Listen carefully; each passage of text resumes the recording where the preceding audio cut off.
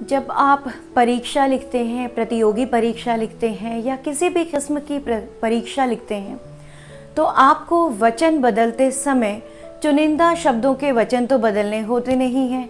शब्द कहीं से भी आ सकते हैं। तब आप उनके वचन कैसे बदलेंगे बिल्कुल सही तरीके से, उसके लिए आपको वचन बदलने के नियम पता होने चाहिए।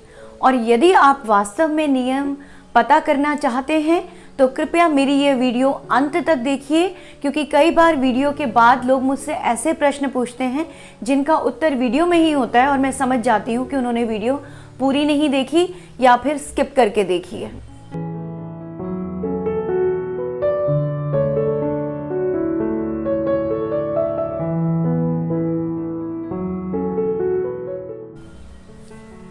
नमस्कार, मेरा नाम डॉक्टर रक्षा मेहता है और मैं आपका स्वागत करती हूं अपने चैनल में जिसका नाम है हिंदी भाषा ज्ञान।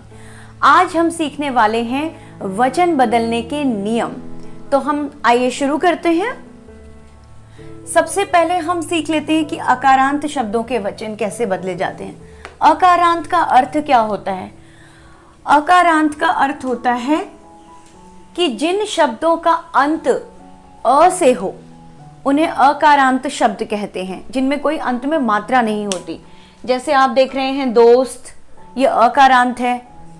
बादल, चक्र, पत्थर, मित्र, ये सब अकारांत शब्द हैं जिनके अंत में अ की ध्वनि है और कोई मात्रा आ ई उ की मात्रा नहीं है, तो उन्हें अकारांत कहते हैं क्योंकि अंत में अ है। तो ये अ की कोई मात्रा नहीं होती, इसलिए मैं कह रही हूँ अ है। तो अब हम सीखेंगे कि पुल्लिंग शब्दों के वचन बदलने के नियम क्या हैं और स्त्रीलिंग शब्दों के वचन बदलने के नियम क्या हैं। तो अकारांत शब्दों में जब शब्द के साथ कारक क्या होते हैं, यदि आपको विस्तार से जानना है तो लिंक मैंने डिस्क्रिप्शन बॉक्स में डाल दिया है, आप देख सकते हैं। वैसे मैं आपको संक्षेप में बता देती हूँ कि मैं, ने, से, को, पर, में, ये सब कारक होते हैं। तो यदि दोस्त शब्द है तो इसका वचन तब बदलेगा जब इसके आगे कारक आएगा। कौन सा कारक आएगा? को, ने, कुछ भी। दोस्तों को, दोस्तों ने, तो कारक नहीं आएगा तो दोस्त का दोस्त ही रहेगा। एक दोस्त 10 दोस्त, एक दोस्त 10 दोस्तें नहीं, एक दोस्त 10 दोस्त, दोस्त का दोस्त ही रहेगा। लेकिन जब कारक आएगा, मेरे 10 दोस्त ने नहीं, मेरे 10 दोस्तों ने, तो याद रखना कि जब कारक आता है तो इसका बहुवचन बनाते समय आपको इसे ओ कर देना होता है। कैसे? ऐसे, दोस्तों, ठीक है। लेकिन जब वचन बदलो आपसे कहा जाएगा तब आप दोस्त का दोस्त ही लिखेंगे। कारक के साथ वचन बदलते हैं। जैसे बादल, बादल तो हमेशा बहुवचन में ही होते हैं, ठीक है। तो बादले नहीं लिखते, लेकिन जब लिखते हैं कि बादलों से या बादलों में जल भरा है तब हम कहते हैं बादलों, अन्यथा बादल का बादल ही रहता है। चक्र, एक चक्र 10 चक्र, लेकिन किसी ने किसी पर चक्रों से वार किया, अगर बहुत सारे चक्रों का प्रयोग किया है तो जब से, ने, को, पर जैसे कारक आ रहे हैं तब चक्रों। पत्थर, एक पत्थर 10 पत्थर, 100 पत्थर, लेकिन जैसे ही चोर ने चोरी की, मोहल्ले वालों ने उस पर पत्थरों की वर्षा कर दी, की कारक आने पर वह पत्थरों हुआ, अन्यथा पत्थर का पत्थर ही रहेगा। कारक के साथ पत्थरों। मित्र, एक मित्र 10 मित्र, 100 मित्र। आज मैंने अपने मित्रों को बुलाया है। मित्रों के बाद क्या आया? को। जब कारक आया को तब वह होगा मित्रों।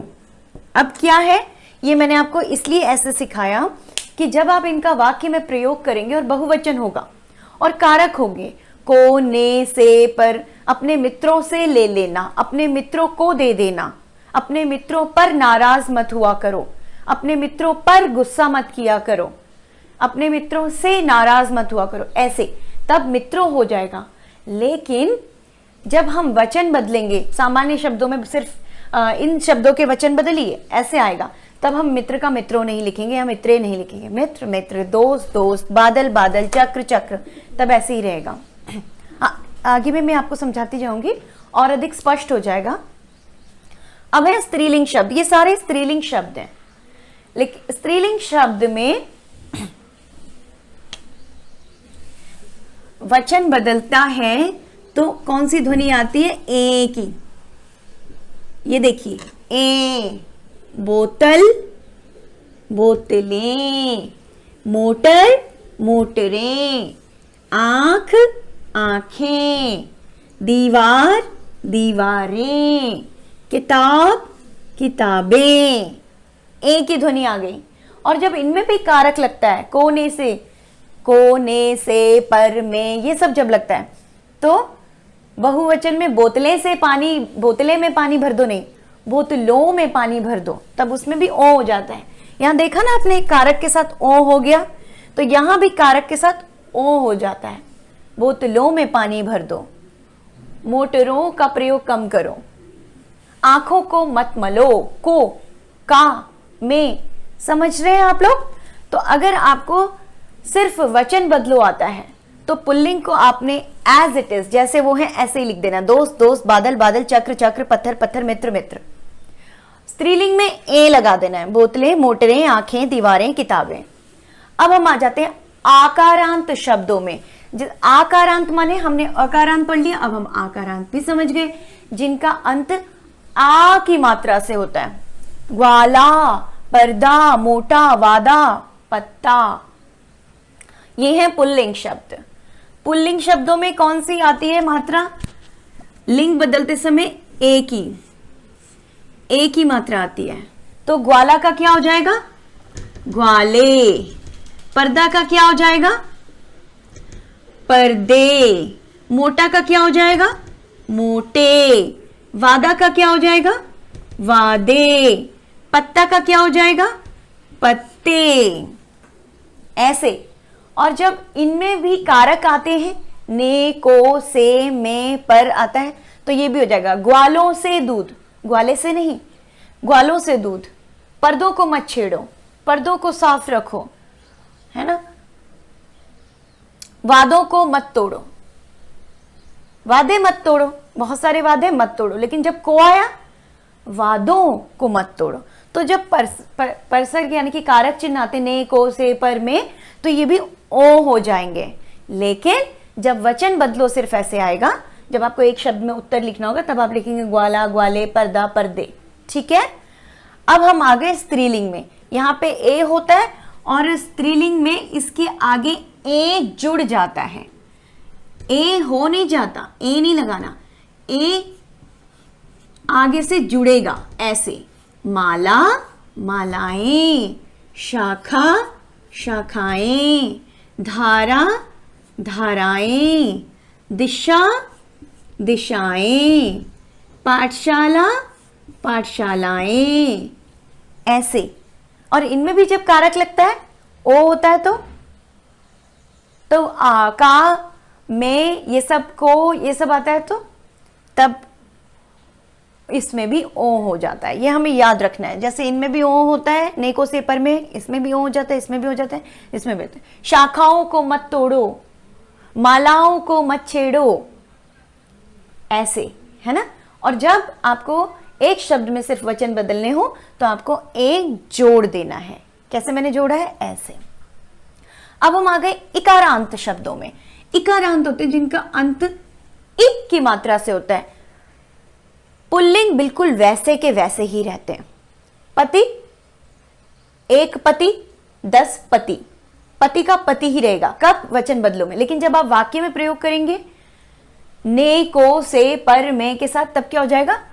पतियों ने, पतियों, यूं आ जाएगा।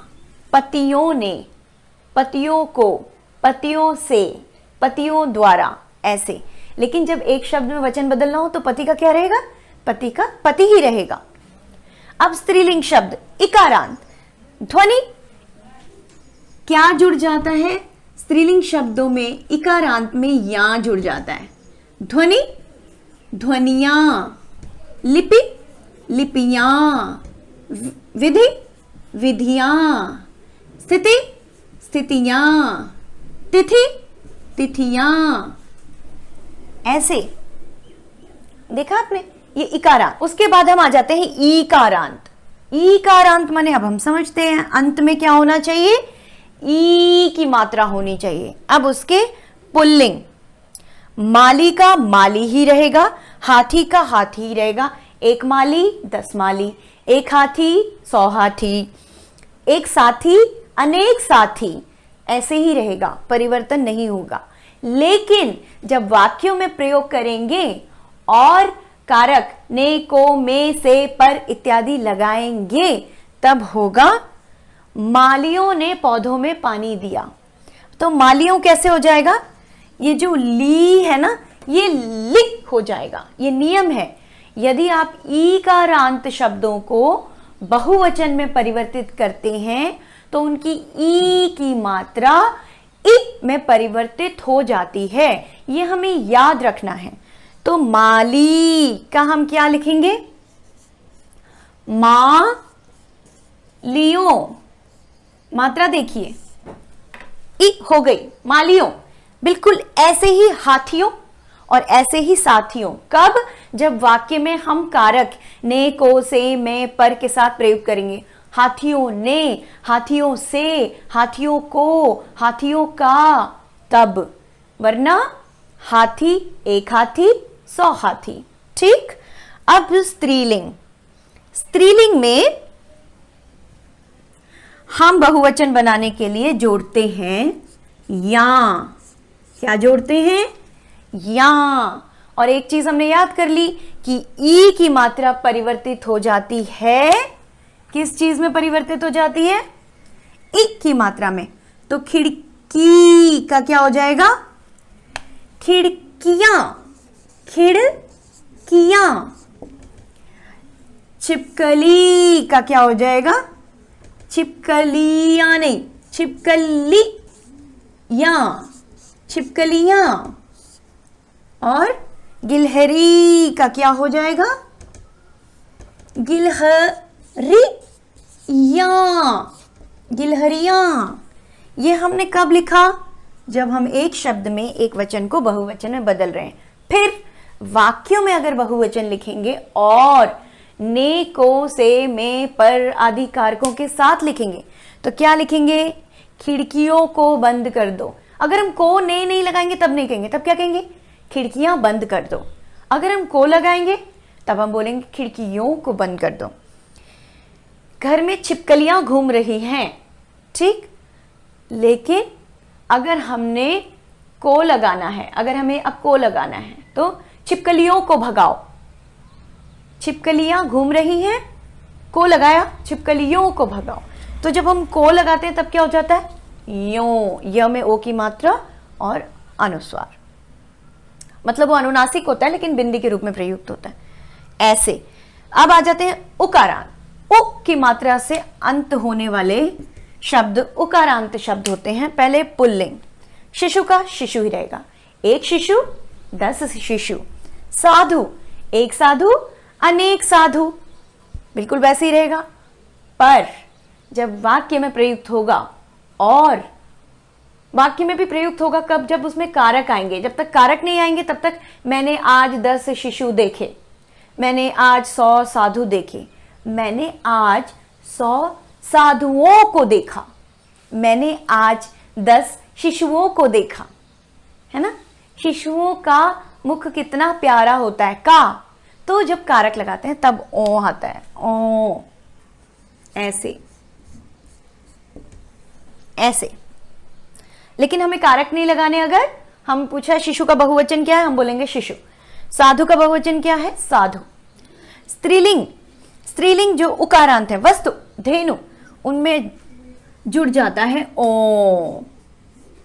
वस्तु नहीं, क्षमा प्रार्थी हूं, ओ नहीं, उनमें जुड़ जाता है ए। वस्तुएं, वस्तुएं, धेनुएं।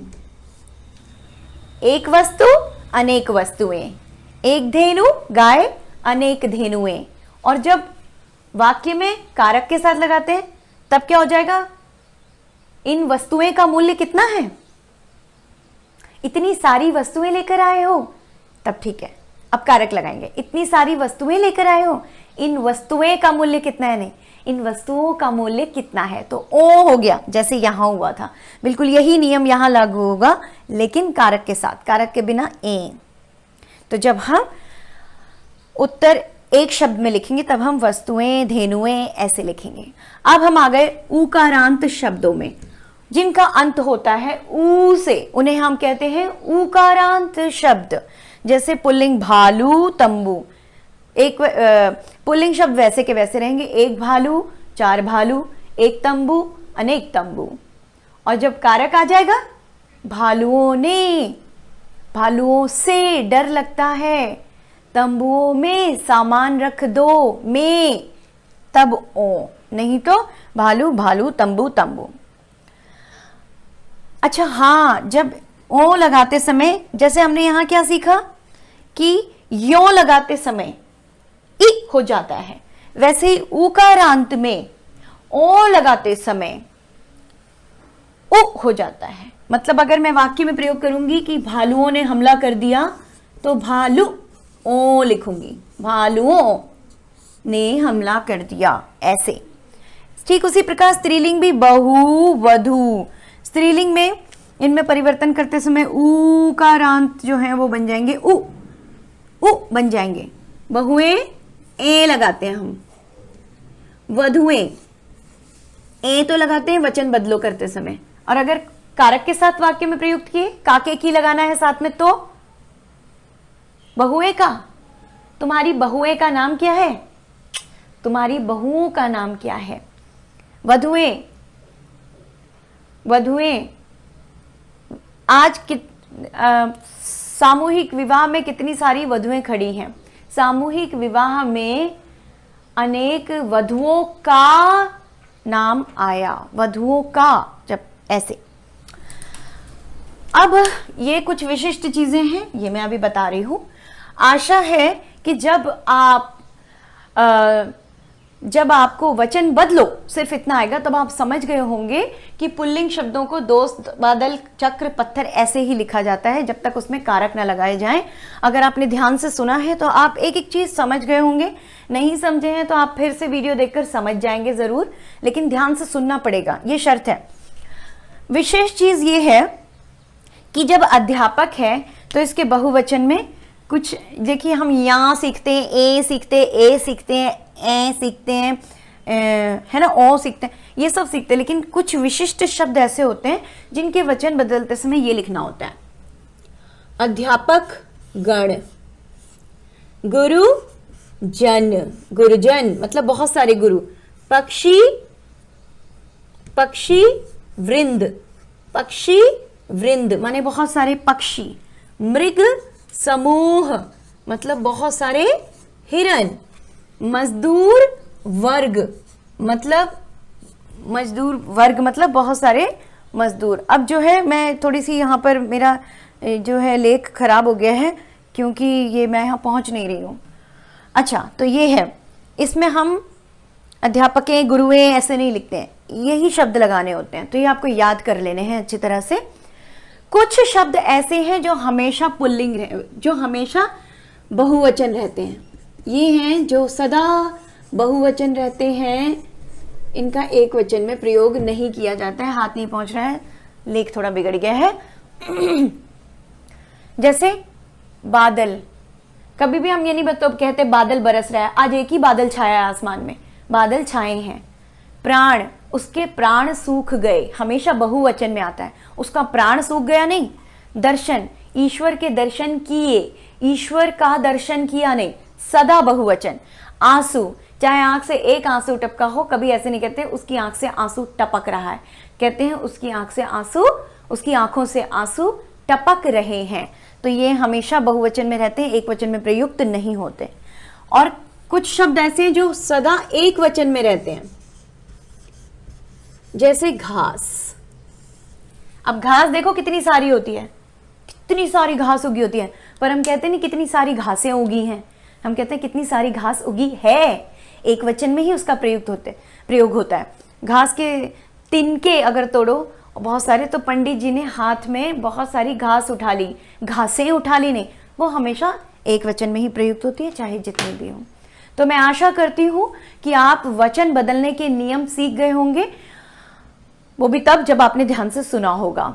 अगर सीखे हैं तो कृपया टिप्पणी बक्सा यानी कि कमेंट बॉक्स में लिखकर मुझे अवश्य बताइए, अपने मित्रों के साथ बांटिए, मेरे चैनल को सब्सक्राइब कीजिए, वीडियो को लाइक कीजिए तथा इसे और आगे बढ़ाइए। हिंदी संबंधी अन्य ज्ञानवर्धक वीडियोस के साथ मैं आप सभी के समक्ष पुनः उपस्थित होंगी। तब तक के लिए सीखते रहिए, सिखाते रहिए। नमस्कार।